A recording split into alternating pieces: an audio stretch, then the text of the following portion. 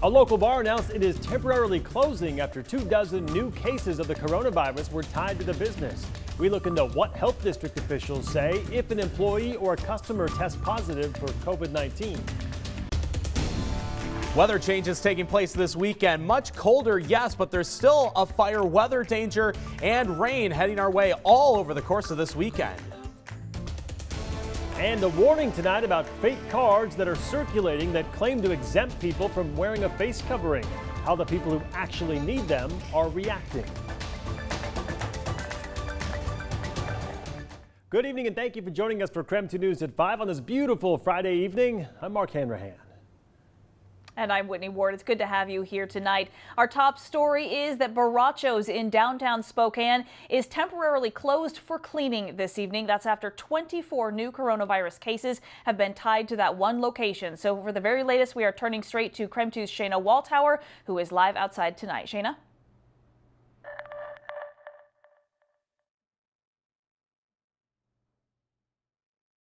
Hey guys, I'm right out here outside of Borrachos right now, and they have been closed for the entirety of today. As you can see on the sign that's a little bit behind me right over here, they're temporarily closed for cleaning at the moment, and that's what they've really been focusing on for all of today. We've seen a couple of employees walking inside. They have been closed, and they say they're just trying to ensure the safety of all of their customers in the future. Management made this post on their Facebook page saying they decided to close to ensure the safety of their customers. They say they were following county and state guidelines when operating their business, including temperature checks for their employees and requiring them to wear masks. But according to Dr. Bob Lutz, some customers who came into the restaurant weren't so careful. In a Board of Health meeting for the Spokane County Health District, he said some were already showing symptoms of coronavirus and decided to go out anyway. He said these customers, mostly between the ages of 19 and 29, visited the restaurants on the weekends of June 12th and June 19th. Physical distancing was obviously not being followed, where masking was not present based upon case interviews. He said this made it easier to spread within the restaurant. The behaviors are as much sort of propelling our infection rate as anything else that we're dealing with. A report from the district says one Borracho employee also tested positive after those groups came in. So once they finished cleaning and have reopened, Borracho staff say they'll only be seating at 30% capacity instead of the allowed 50%. They'll also be handing out free masks for guests to wear if they come in without one. Now, in their post about the temporary closure, Borracho staff says the decision to close was voluntary. The health district did not require it. I spoke with Kelly Hawkins with the Spokane Regional Health District. She says the district isn't requiring businesses to close for cleaning if an employee or customers at the restaurant test positive for coronavirus. She says the district does have the power to make them close, but they would only do this if it was, quote, really necessary.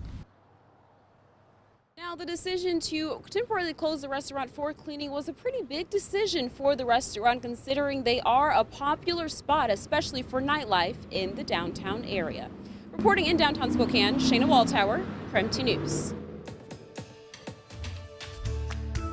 All right, Shayna, thank you very much. And starting today here all across the state of Washington, you must now wear a mask or face covering if you are in any public place. That's according to Governor Jay Inslee's new mandate. And again, that does take effect today. So we want to go over the top 3 things that you need to understand about this new rule. So first, we know that it is in place indefinitely, or at least until a vaccine or cure is made available.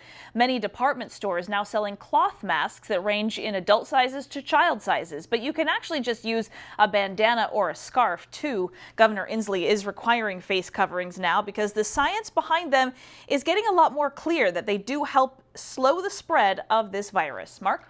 Whitney, so on day 1 of the mandate, how many people are wearing masks or were wearing masks today? We sent a crew to downtown Spokane to have a look. Our Taylor Vito walked around outside of River Park Square and spoke with people down there. He joins us live now with more. Taylor, what'd you find?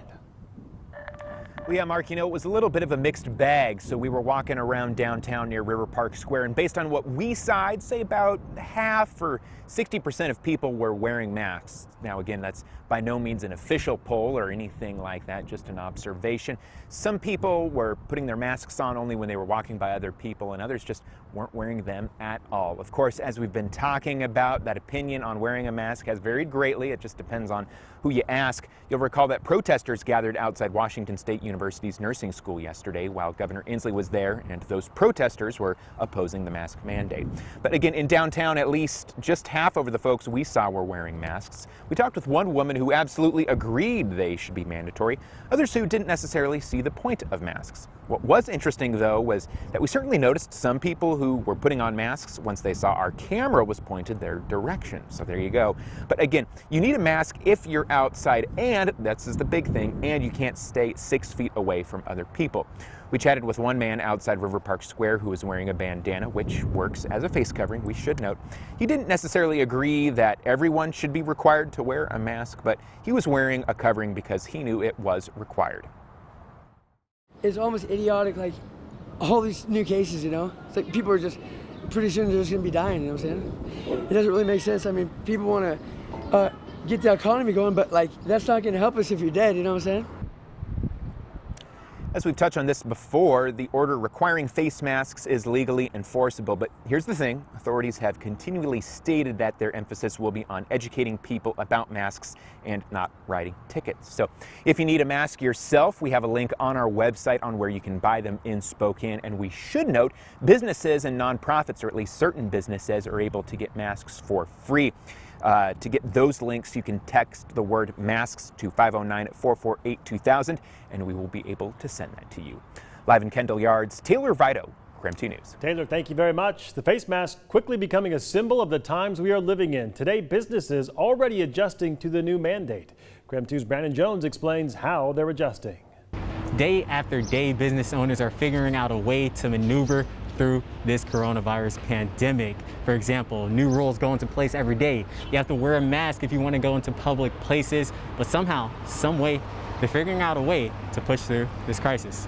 There's lots of things that you have to deal with frequently that you don't agree with. You work in this kitchen and the chef wants this that way, and you learn to just, I can do this, I don't agree with it, or I do agree with it, or it's annoying to me. You just learn to just take it. You just go, like, I can do this. When you work in the food industry, there's already a list of protocols that have to be followed in order for you to abide by health protocols.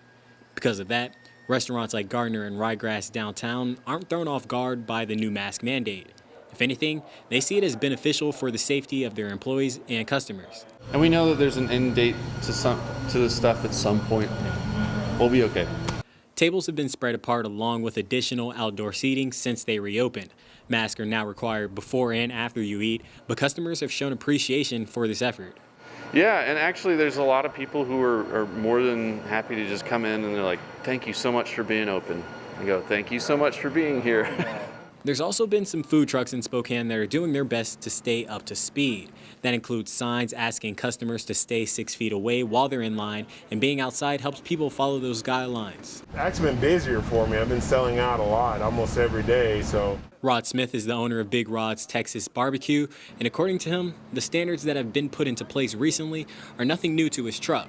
It's a lot of cleaning, but it's what we do in a way. It's like, cause we, everybody's, we glove up and we wipe everything down, and we just, like I said, we got the sign out to tell them social distances, we got the mask. The new protocols that are required could be in place for the next few weeks. Both owners say they'll continue to follow them because that's what's best for their business right now. From Spokane, Brandon Jones, KREM 2 News. Authorities are warning of fake face mask exempt cards that claim people have a disability so they can get out of wearing a mask. The cards are circulating around Facebook and state that the wearing of face covering poses a physical or mental risk to the holder. It also states that under the Americans with Disabilities Act, they are not required to disclose their disability. It warns of fines to any business that questions the validity of the card, and by denying access will be reported to the Freedom to Breathe agency. Now, that agency clearly does not exist, and they have to be taken down from their website and Facebook pages that claim they are real. Now, some people who actually need those real cards are expressing their frustration. And it's frustrating for a family like mine who is doing everything we possibly can to keep our daughter safe, including literally not taking her anywhere for the last 4 months. So to hear that people are taking advantage of that it definitely makes my blood boil a little bit. The Washington Emergency Management Division said businesses cannot be forced to allow someone inside without a mask. Businesses are required to instead make reasonable accommodations for people with disabilities who cannot wear face masks. All right, let's switch gears, talk about the weather. The sun is out just in time for the weekend. Meteorologist Thomas Patrick back on our weather patio. And Thomas, it was a warm one today. Yeah, it's still warm, especially standing in the sunshine. You can even tell on the camera here that the sun's on my left and the shade is on the right. Ooh, it is still a bit of a scorcher out there. In fact, we just hit our new high temperature for the day, up to 88 now in the Spokane area. Look at the Tri-Cities, 102. I actually saw that reading up to 103. And here's the thing, temperatures are recorded in the shade. So if you're like me and you're standing out in the sunshine, it's actually a little bit warmer than that. But it has been less humid, and I think that's been a big part of why today has been a little bit more comfortable than the last couple days. Look at that dew point number. That's closer to 40 as opposed to 50 or 60. The lower that is, the more comfortable it is outside. Now, our rain chances do pick up heading into the weekend, especially for Sunday and Monday of this upcoming week. So the weekend isn't going to be perfect. But I want to look ahead at the July season, and our first indications are that July might actually be a hot month for us, an indication that favors above average temperatures for this upcoming month. But coming up in your full forecast, we'll highlight this weekend what are going to be the dry times and possibly the wet times. So we'll walk you through that all in just a few minutes. Looking forward to that, Thomas. Thank you very much. Well, we have been getting a lot of questions about the governor's mask mandate today, and we're here to answer those questions for you coming up right after the break. Stay with us. We're back after this.